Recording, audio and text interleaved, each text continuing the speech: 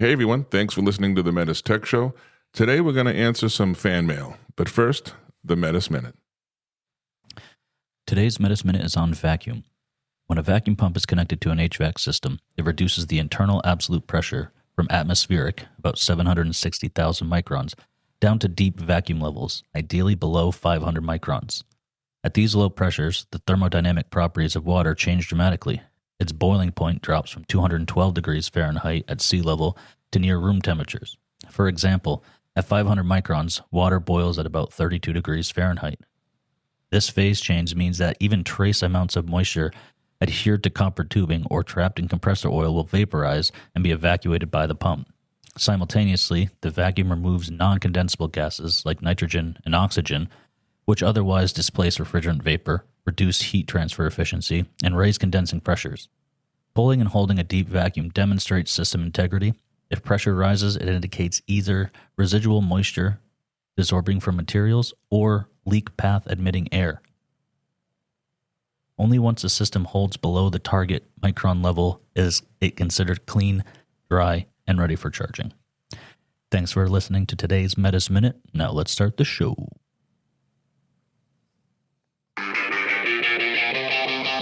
The Metis Tech Show.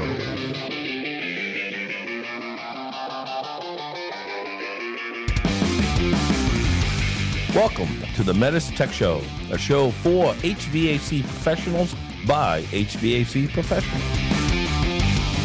I like how you guys bounce back and forth between heat pump talk and food talk.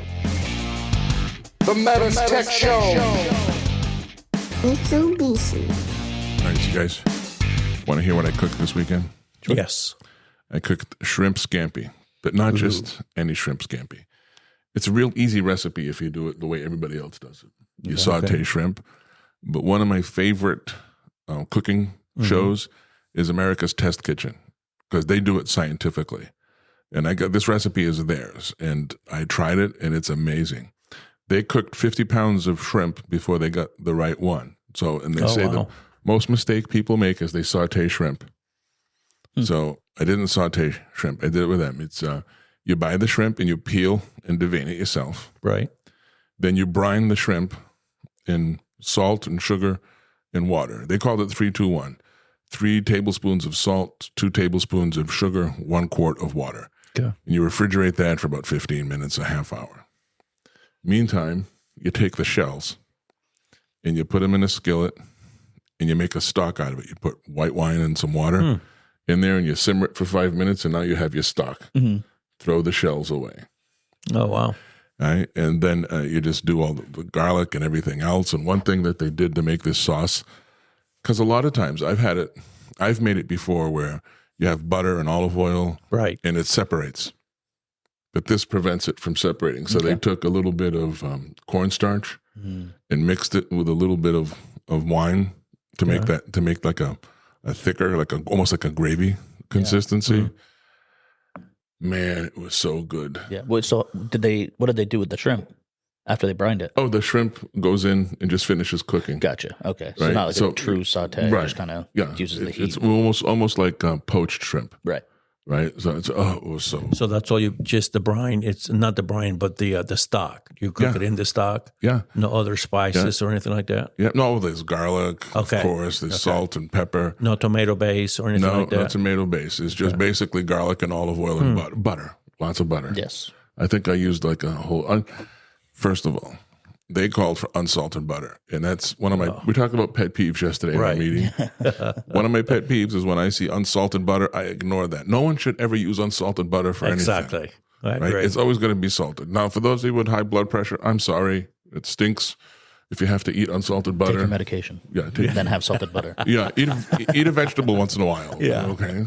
The thing about that, Paul, is when I get salted butter, I'm still adding salt to it. Of course. I put salt on Chinese food. Yeah. Exactly. You know what I can't stand is, we've talked about it on other episodes, but I like to bake. If you make chocolate chip cookies, there's a lot of them that will say use unsalted butter. No. And guess what one of the other ingredients is? Salt. Yeah. It makes no sense.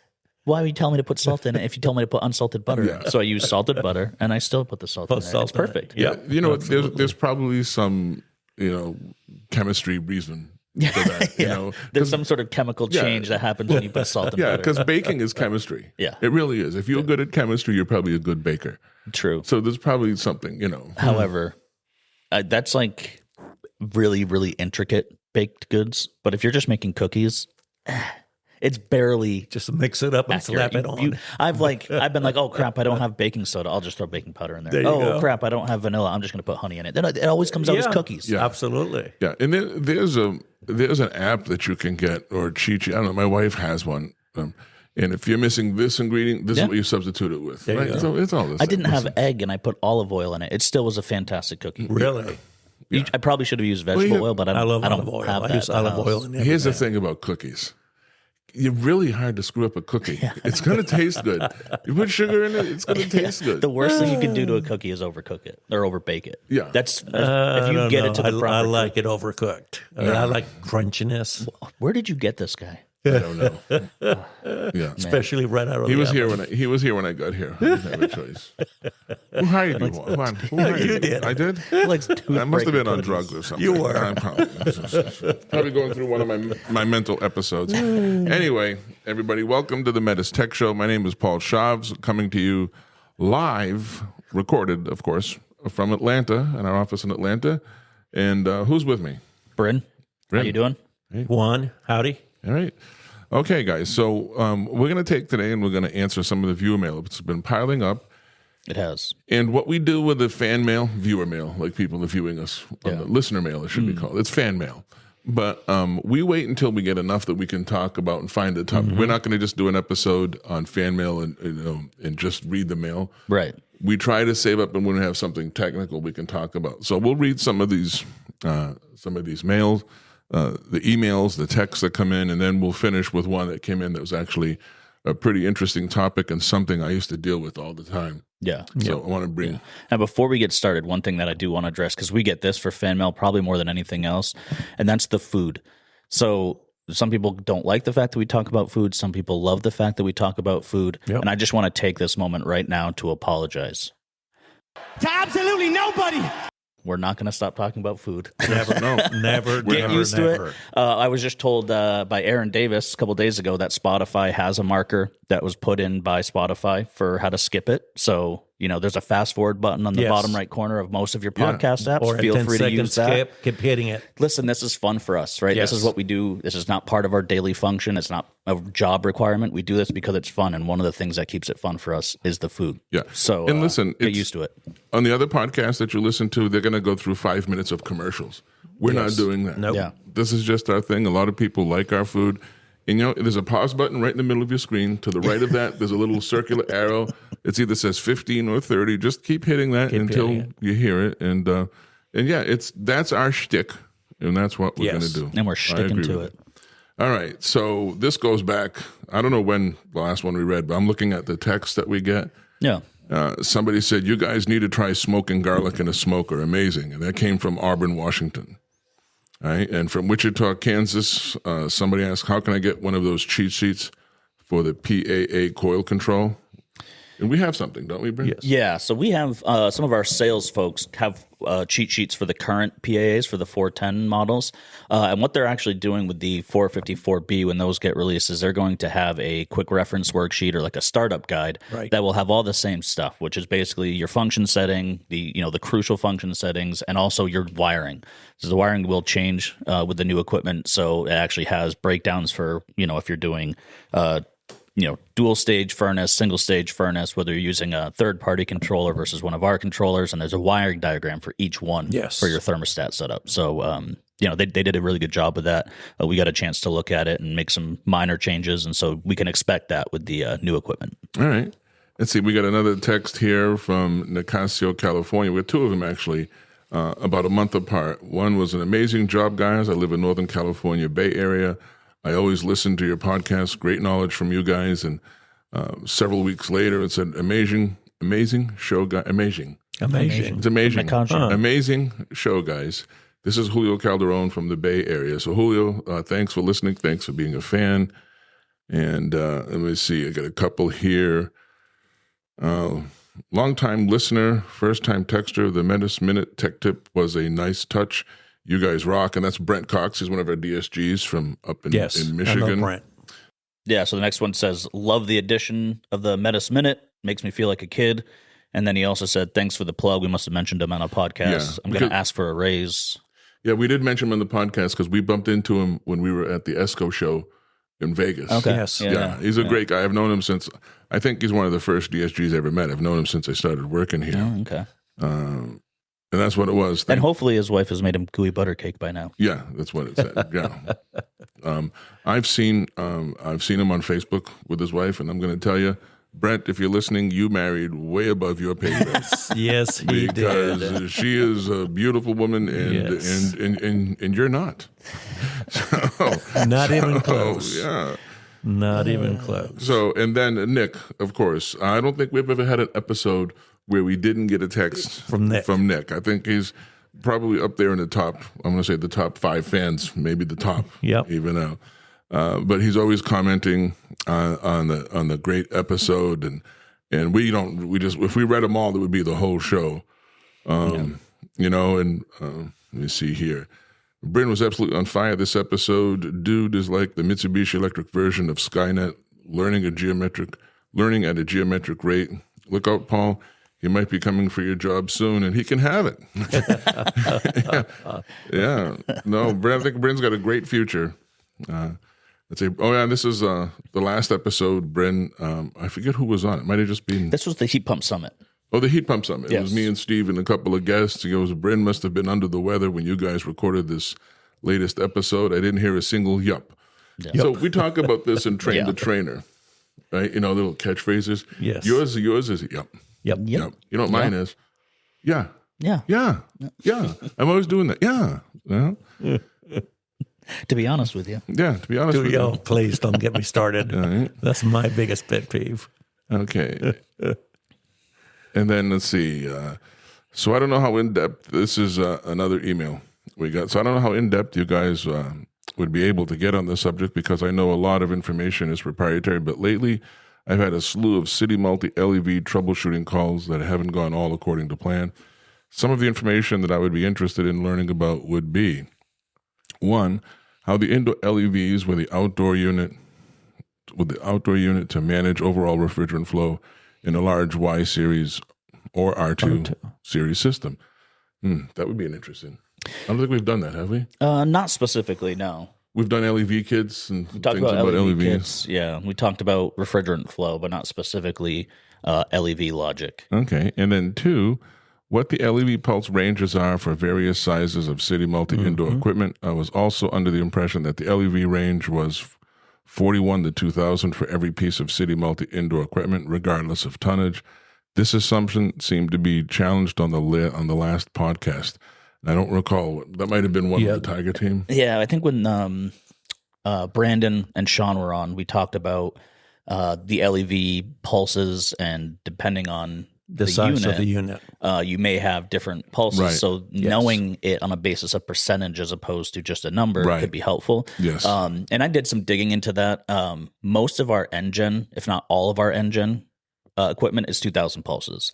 Where you see those differences is when I got into the previous generation. So K-Gen, N-Gen, or L-Gen, those units, the indoor units for those outdoor units, that's where I started to see some 1,400 pulse, some 1,800 I've seen some pulse. 1800s. Yeah, Yep. so that's the thing is, on a service side, you may have some indoor units. It's worth maybe taking a look at and seeing what the actual pulse range is, because they're all listed. So we could say it's generation driven. Yeah. Yeah, it's usually previous generation. You're going to see those differing pulses. Yeah. And then 3 was, how did you determine how much is too much refrigerant flow through an indoor coil when there's no call for cooling? And that's actually a good question. It is. Very good question. It's very common, too. Yeah. And usually, I'm not going to say 100% of the time, but in my experience, it's usually an oversized indoor unit. Yeah. It's too big for the space. And what we usually hear is, well, it's the smallest unit I could get. But if you do your load calcs and it calls for 2,000 BTUs and you put a 6,000, that's a problem. Right. And the LEVs never fully close. The minimum position is 41. So there's always going to be a little, because you got to think about this variable refrigerant flow, right? It needs some place to go, but only, let's just say you got the largest size. You got 50 indoor units. What if only one is calling? the refrigerant has to go somewhere. Yeah, That's we why need the to manage LEVs that refrigerant somewhere. So the LEVs don't fully close. Right. And that's why. Now you have that with a tight building. It's super insulated, and you oversize an indoor unit. That little small amount of refrigerant going through there, if you have the fan running continuously, is going to condition that space somewhat. That's typically when that happens. Yeah. Now, the one thing I'll say is that because I've actually had a student in class bring in a maintenance tool file of a Y series that had four total 48,000 BTU PLAs. Yeah. So those four total units.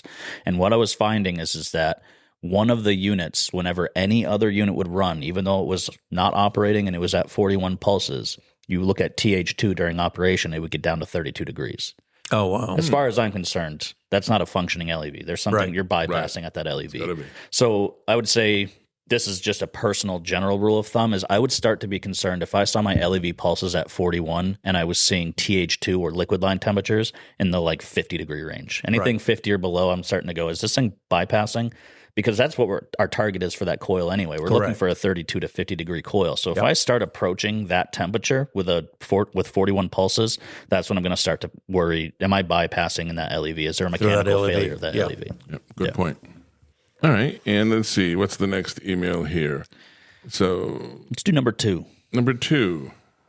Please do one on noises. I have tried to have my contractors listen to the normal operation video, but I think there could be more explanation. We actually did one like this a while back with Sean Gallagher, and it's called When is a Service Call Not a Service Call? And here's the thing you got to remember as a technician, and I don't care if it's commercial or residential, but once you put your hands on a piece of equipment, if a customer has a complaint about a piece of equipment, once you put your hands on it and you got a screwdriver and you're taking out screws, in their mind, they're thinking there must be something wrong and he's got to fix it. Yeah. So you need to be able to explain to that customer what is a normal noise and what isn't, right? And it really depends on what you installed, where you installed it, how it's attached to the building, it's in. What mode it's in. But let's take the branch boxes. Well, let's take the branch boxes. When you power that on, I used to do this in class. I powered on, everybody listening. All those LEVs drive closed, and they tick, tick, tick, tick, tick, tick, tick, tick, and you hear that. If that branch box is in an attic or a basement, above or below a bedroom, and it's the middle of the night, I used to have a Honeywell thermostat when I had a conventional heat pump in my home, a unitary. And when the thing would go on and off, you'd hear it click, click. You don't hear it at 4 o'clock in the afternoon. You don't hear it at 7 in the morning when everybody's awake. You hear it in the middle of the night when everything else is quiet. Yep. Yeah. The thermostat didn't get louder. Everything else got quiet. Right. You put a mini split wall unit in a bedroom, and you're going to hear the air, and you might hear the vanes may move. You might hear refrigerant flow, and it's a normal. There are some normal noises. Sounds. And you have to know that they're normal, because if you tell the customer, well, those are normal noises, then you start taking it apart. What they psychologically are going to believe is there must be a problem because he's taking it apart. And then it becomes yours. Right. Yeah. And this should be something that should be explained. Right. These units manage expectations. Yeah. Nothing that moves air is absolutely silent or noiseless. There's always going to be some normal noises. Now, that said, there could be some other things that could go wrong that you don't expect it. Like I like it, the way it's used to say it in the mail. I don't know if it still does, but inferior phenomenon. Oh, yeah. Right? Where did that come from? It's something that's not quite right. Right. But you need to know the difference. Yes. Inferior phenomenon is something that's not like a water dripping from a unit. That's every time I read that, I think of X-Files. Yeah. So, but there is an episode, you can go back, and it's When is a Service Call Not a Service Call, and have your contractors listen to that one. And I think that's pretty much going to cover a lot of the things. Yeah, I think to simplify it, because most of the time you're getting a service call, it's not because your outdoor unit's making noise. It's typically going to be the indoor coil. That's when they notice something is going wrong. You're going to possibly hear some liquid rushing sounds or hissing sounds, and that's the liquid moving through the system. Particularly if you have short pipe runs on a one-to-one, you might hear that liquid rushing. So it may sound like water flowing. It may sound like hissing. In heat mode, you'll hear some hissing potentially. But if it's a repetitive noise, that's what I typically say. If you hear a repetitive noise every single time you start it and it continues to happen over and over again, that's when I would be, concerned or maybe issue a service call. If you hear like a periodic tick or click, it's probably things expanding, contracting, and it should stop once we've done that expansion or contraction. if you're hearing a constant rubbing sound, if you're hearing a constant clicking sound, that could be an actual mechanical issue. Yes. That would be what I consider an abnormal noise. But sounds of, liquid or hissing coming from the coil or the periodic tick, I wouldn't worry about. That's normal. And the refrigerant flowing through the pipes, right? That is no different than you have a water pipe that runs near a bedroom and you're sleeping and somebody turns on the shower. You hear that water flowing. It goes through the pipes. You can't change that. Right. That's just the natural thing. So, but there's one thing to be careful about, and I've had this happen to me 2 or 3 times. You mount an outdoor unit on wall brackets. Yeah. And it's a wood construction home or building, right? There used to be this thing. I'm going to sidetrack here for a second. The guy I used to work with had this thing. You'd plug your phone into it. You'd play music, and this thing looked like a big piece of metal. Mm-hmm. You'd put it on any hard surface, on a table or a wall. Yes, and it would turn that surface into a speaker. Yep. That's acoustics. Right. Well, when you bolt a unit to a side of a house and it hits just right, you got those screws hitting a wood stud just right. Now you put the refrigerant lines in there. And the refrigerant lines are hitting the studs just right. You turning that wall acoustically into a speaker. Yes. So now what shouldn't be loud is going to be louder. So you need to test this. And I've had this happen to me personally on one I installed. And I had to go back and readjust the lines and put some cushions on the wall brackets in the house. But then I started, as much as possible, if there's a foundation on the house and it's high enough, I'll mount it to a brick foundation because that's not going to transfer the noise. Right. And the same thing when on a conventional system where the liquid line is not insulated, if you run it inside the wall and it touches anywhere in that structure, and that's what you're talking about, that vibration is going to transmit from one end of the house to the other. Yeah. But back to Bryn's comment on managed expectations, these things should be talked about pre-installation or even pre-startup. Right. So at least the customer has an idea as to what to expect. Right. We talk about that when we're talking about facilitating a class. Set the expectations so people know what early to expect. On. Yep. Let's see. The next email is, it would be interesting to hear about the most common service calls, excluding maintenance, coil, and drain cleanings for low performance or downtime, and how it compares to non-inverter-based systems. It is fair to say conventional PSC-based compressor systems seem to have run caps first by a landslide, leaky evapes, blower motors, condenser fan motors, and contacts high on the expected problem list.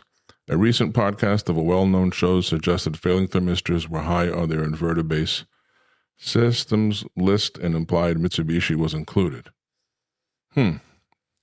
Yeah, so common failure components on heat pump and inverter. I will talk from my personal experience, and this is all brands when it came to heat pumps. It was thermistors. Yeah.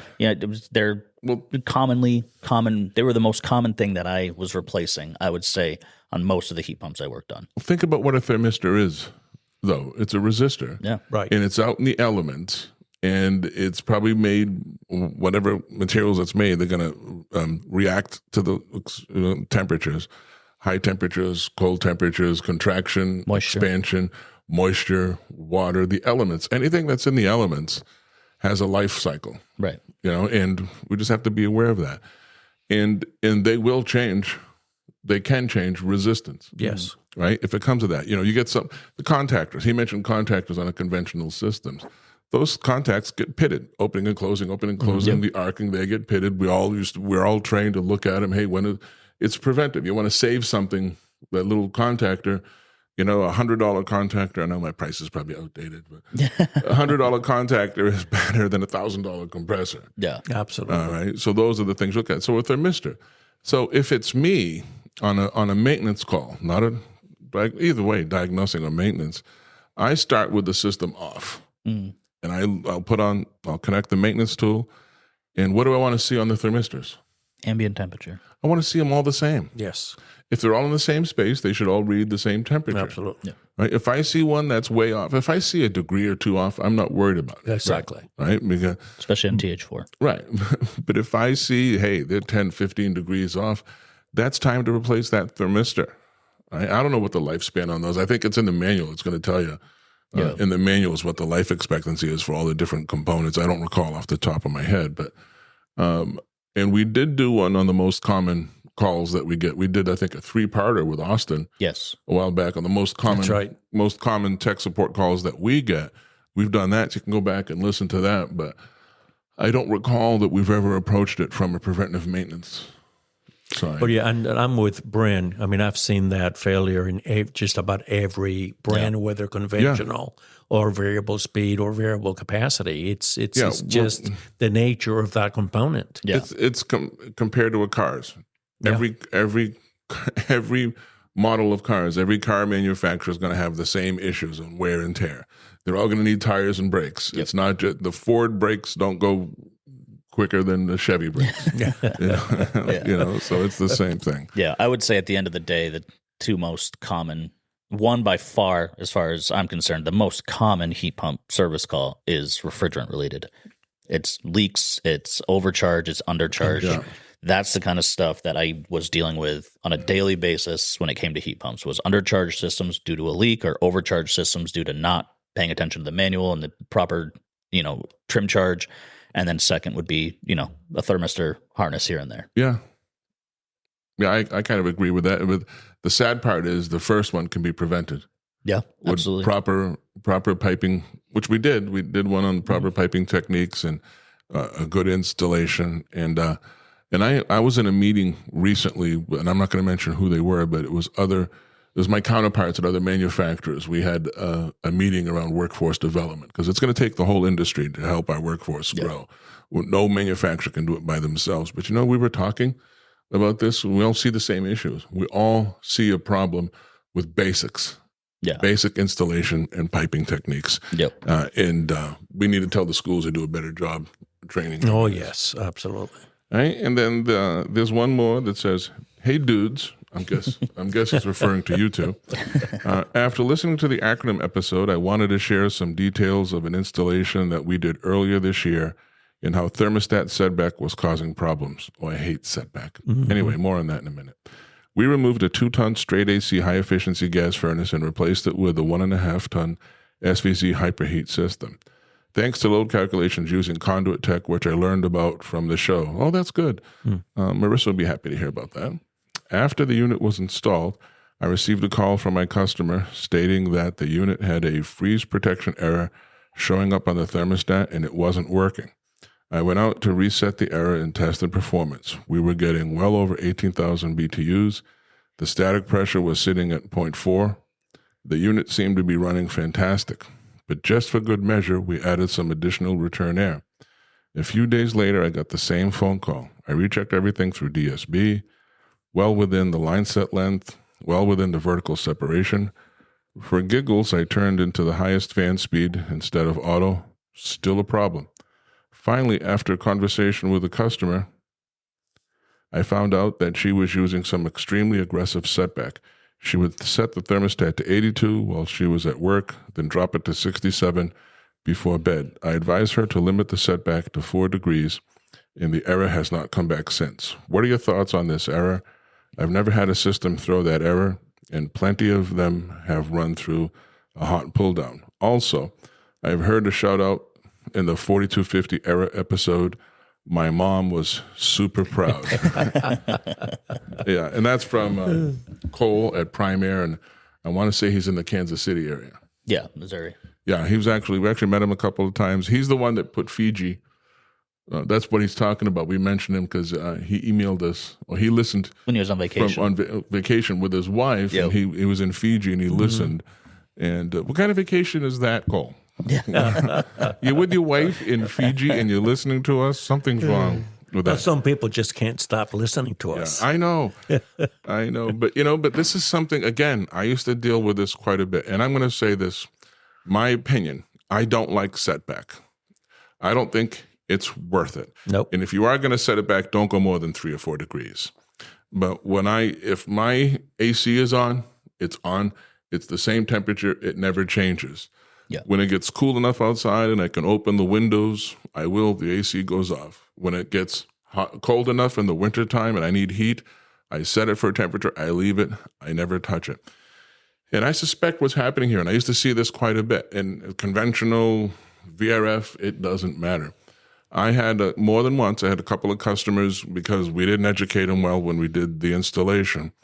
They'd come home, it would be an 85-degree day. They'd come home at 4 o'clock, turn on the air conditioning. It's 85 degrees. They'd call up, hey, it's not cooling.